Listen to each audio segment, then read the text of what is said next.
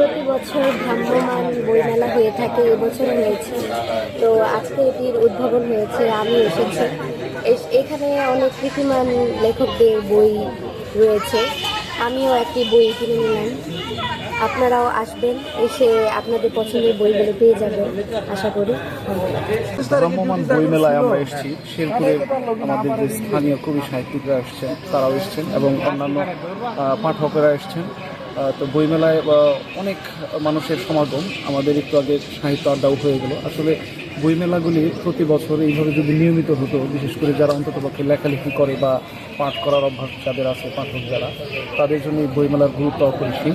তো আমরা প্রত্যাশা করব এই ডিসি মহোদয় যেন প্রতি বছর এই আয়োজনটা করে। সবাইকে ধন্যবাদ। ভালো বই মেলায় এসে অন্যান্য বিখ্যাত লেখকদের বইয়ের পাশাপাশি আমাদের শেরপুর জেলার পরিচিত কবিদের লেখা বইগুলো দেখলাম।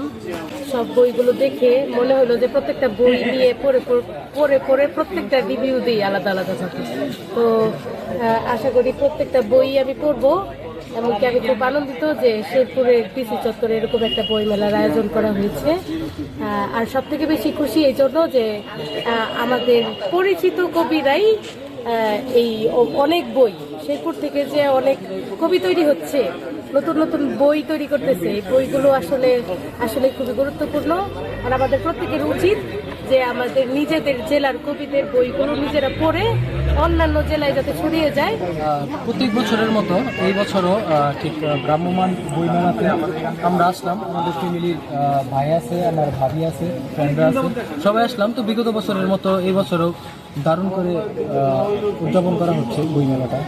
তো ভালোই, সেই হিসেবে ভালোই করা হচ্ছে।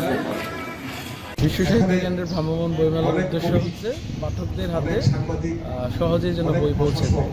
সেই উদ্দেশ্যে বিশ্ব সাহিত্য কেন্দ্রের 3টি ভ্রাম্যমাণ গাড়ির মাধ্যমে আমরা জেলা উপজেলায় বইমেলা করে থাকি।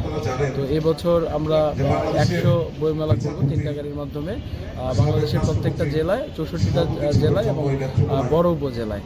গত বছর আমরা 128টা মেলা করেছি। আমাদের উদ্দেশ্য হচ্ছে পাঠকরা যেন ভালো বই, গুণগত মানের বই সহজেই হাতের কাছে পায়। সেই উদ্দেশ্যে আমাদের ভ্রাম্যমাণ বইমেলা করা।